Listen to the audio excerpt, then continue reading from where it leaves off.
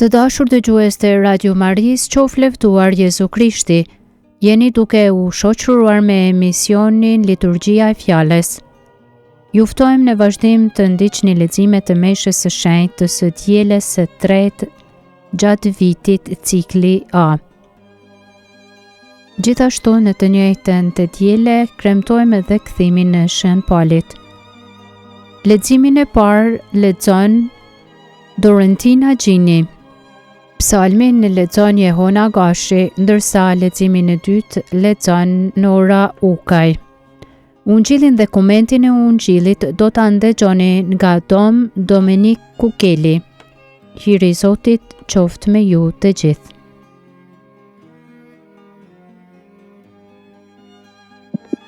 Lexim prej librit të Isais profet.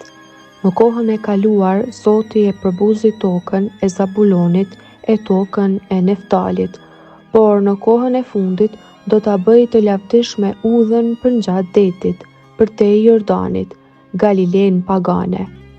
Populli që ecte në errësirë pa një dritë të madhe për banorët që jetonin në krahinën e hijes së vdekjes. Zbardhi drita plot shkëlqim. Ti e shtove gëzimin e madhërove haren. Ata gëzohen në pranin tënde si njerëzit që i gëzohen korrjes, si gëzohen kur ndajnë prenë, sepse ti e theve si ditën e Madianit, zgjedhjen e tij të rëndë, guzhmën e krahut të tij e shkopin e atij që e dëbonte përpara. Fjala e Zotit. Falenderojmë hyn. Zoti është drita ime dhe shëlbimi im. Zoti është drita ime dhe shëlbimi im. Zoti është drita ime dhe shpëtimi im. Kë do të kem frikë? Zoti më fsheh në tendën e vet në ditë të vështira. Zoti është drita ime dhe shëlbimi im. Për një gjë të vetme i lutem Zotit, vetëm atë ja kërkoj, që të jetoj në shtëpinë e Zotit të gjitha ditët e jetës sime, që ta shijoj kënaqësinë e Zotit e ta vërej shtëpinë e Zotit. Zoti është drita ime dhe shëlbimi im.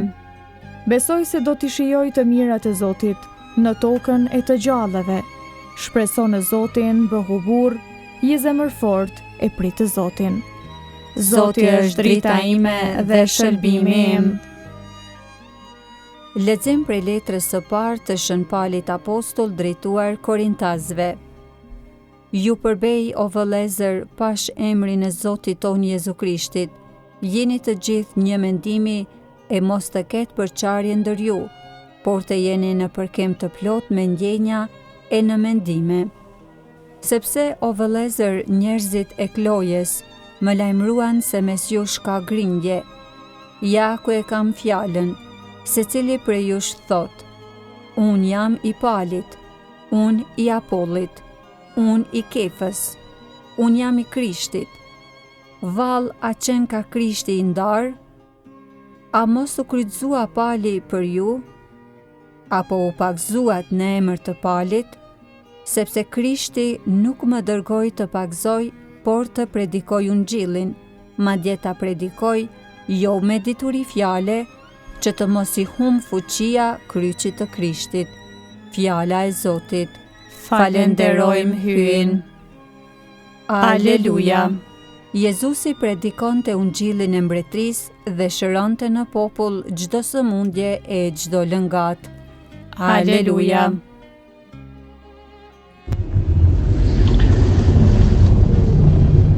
Lexim i Ungjillit shenjtë sipas Mateut. Kur Jezusi e mori vesh se e kishin burgosur Gjonin, u tërhoq në Galile. E lëshoi Nazaretin, e shkoi e u vendos me banim në Kafarnaum, qytet bregdetar në krahinën e fisit të Zabulonit e të Neftalit, që të shkonte në vend fjala që tha Isaia profet. Tokë e Zabulonit e tokë e Neftalit, në drejtim të detit përtej Jordanit, Galileja pagane, popull që gjendej në errësirë pa një dritë të madhe, atyre që banonin në krahinën e hijes së vdekjes, u lindi drita. Qysh atëherë Jezusi filloi të predikoj, kthehuni se mbretëria e hyjit është në gjatë.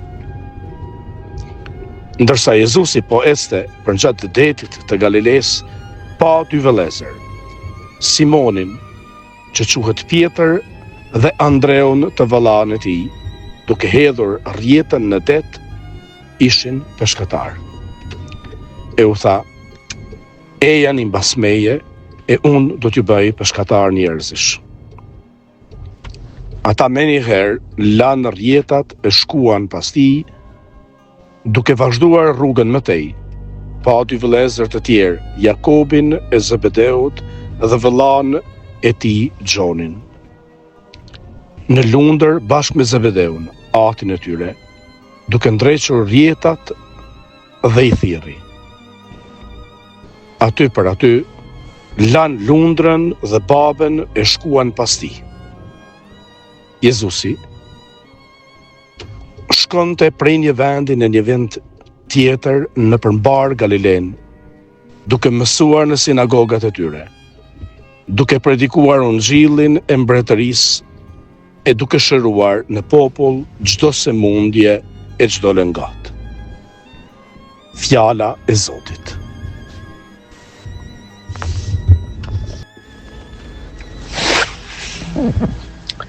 Vëllezër dhe motra, qoftë lëvduar Jezu Krishti. Gjendemi në të dielën e tretë të kohës së rregullt, të kohës gjatë vitit. Dhe fjala e Zotit sot na fton të përqendrojmë meditimin tonë në dy momente të historisë së shërbimit. Në leximin e dytë nga letra e Shën Paulit Apostull drejtuar Korintasve, dëgjuam një moment shumë delikat, një përballje me një sfidë shumë të madhe dhe me një plagë shumë të madhe të kishës fillestare. Shumë prej atyre që ishin të pagzuar dhe tashmë ishin të krishterë, kishin filluar të identifikoheshin jo me Krishtin, që është kryet e kishës, e ne jemi trupi i tij, gjymtyrë të trupit të Krishtit, por kishin filluar të identifikoheshin si ata që i përkisnin Paulit, Apollonit, Kefes, apo ndonjërit nga apostujt e tjerë.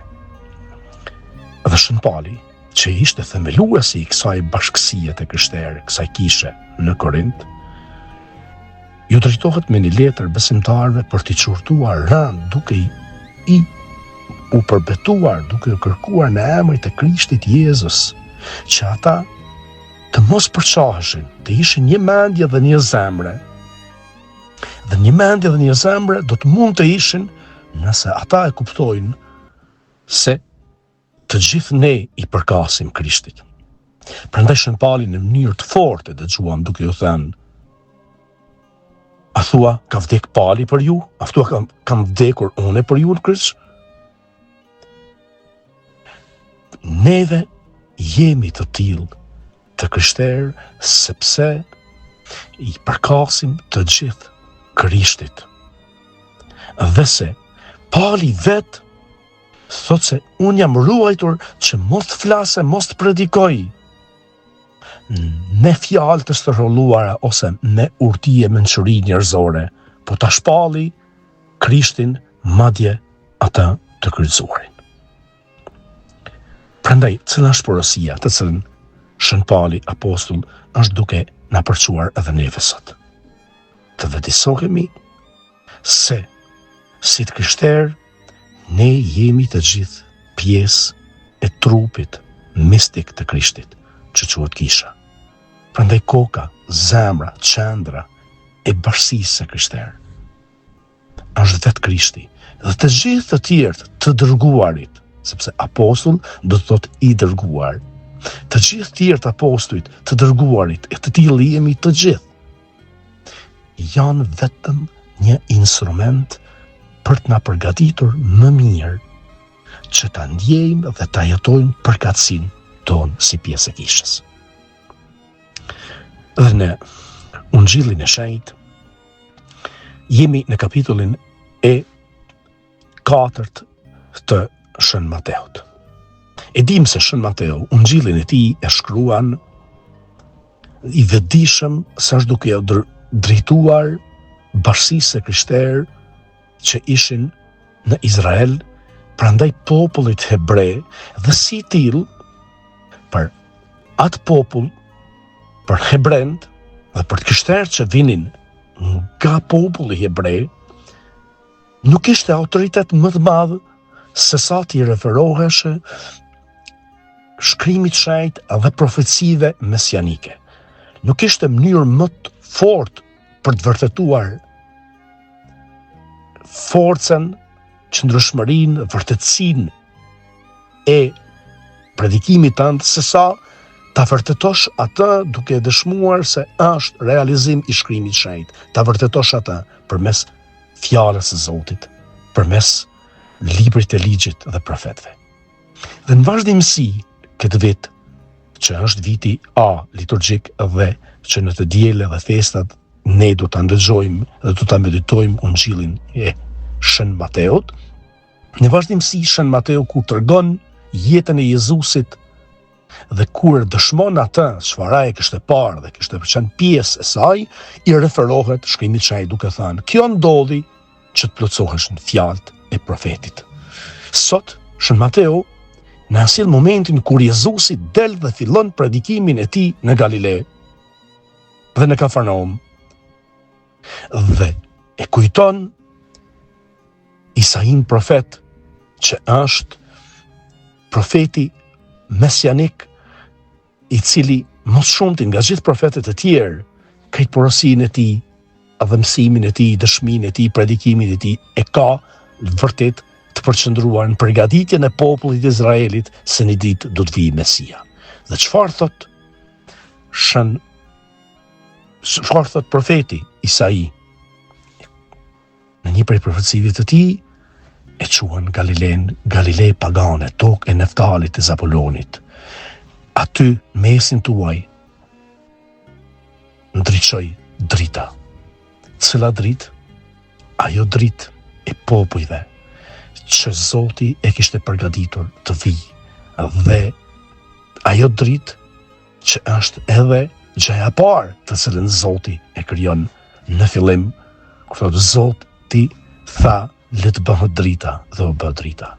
Por në këtë prizmë Shën Mateu përmes Isais profet është duke na kujtuar se vetë Zoti është drita, dhe se biri i hyjt Jezu Krishti, që është hyj një natyre me Atin, erdhi dhe filloi predikimin e tij.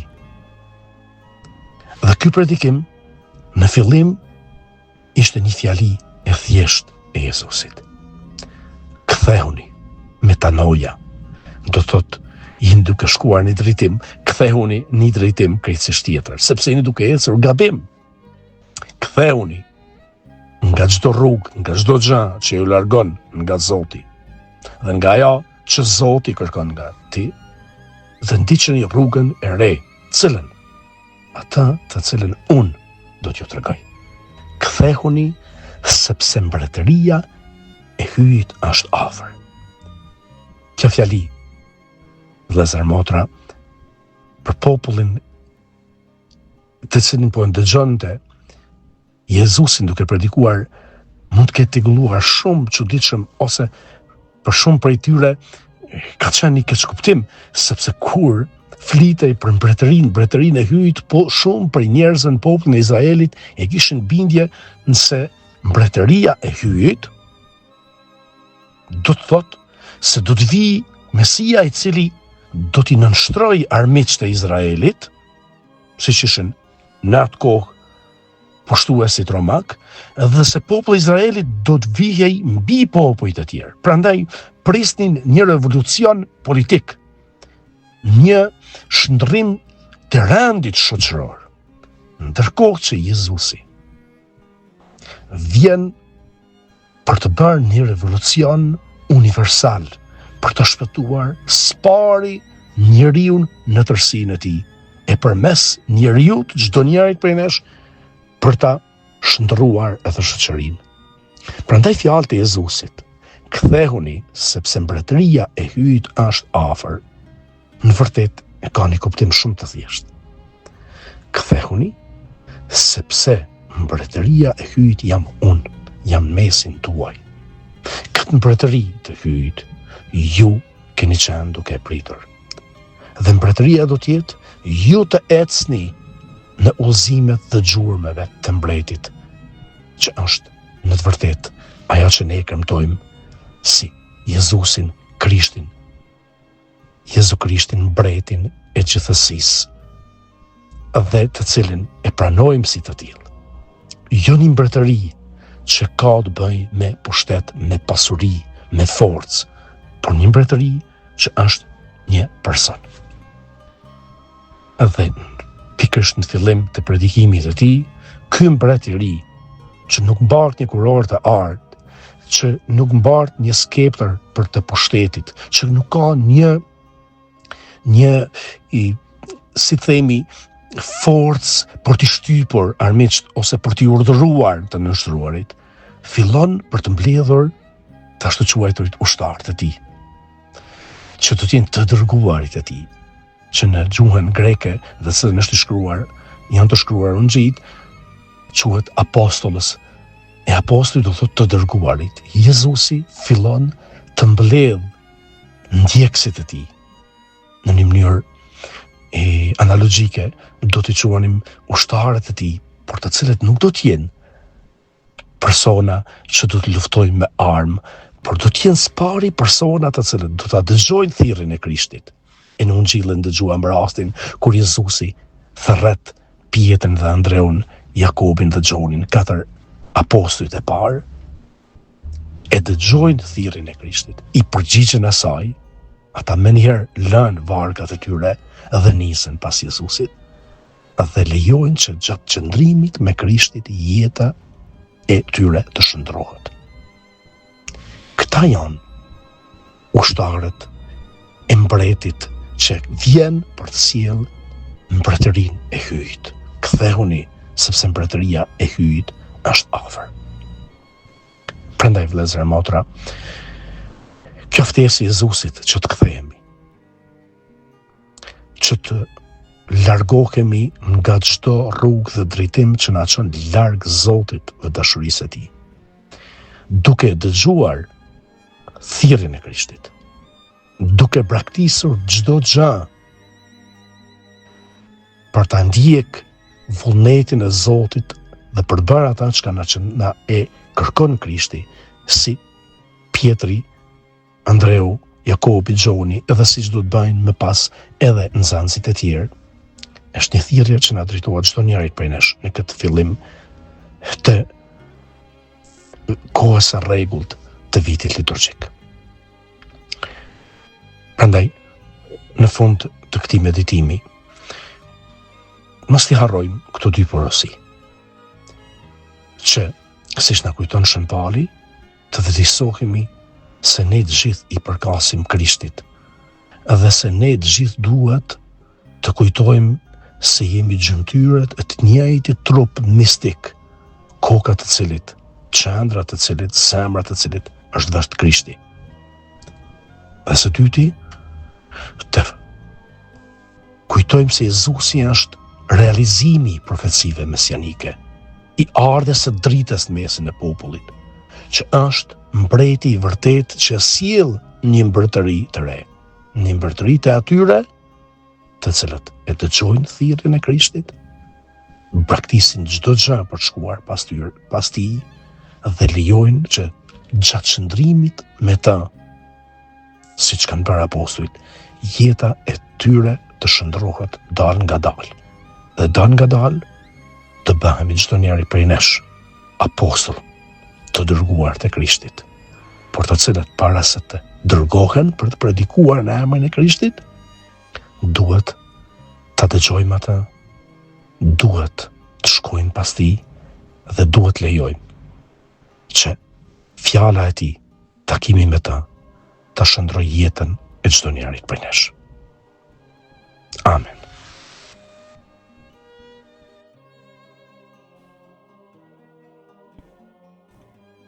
Të dashur dëgjues të Radio Marisë e Kosovës, patet mundësi të dëgjoni liturgjinë e fjalës. Leximet e të dielës së tretë gjatë vitit liturgjik A. Me ju ishin Dorontina Gjini, Jehona Gashi dhe Nora Ukaj, ndërsa ungjillin dhe komentin e ungjillit e dëgjuat nga Dom Domenik Kukeli. Ju falenderojmë për vëmendjen dhe ju dëshirojmë paqe dhe bekimin e Zotit. Qof leftuar Jezu Krishti.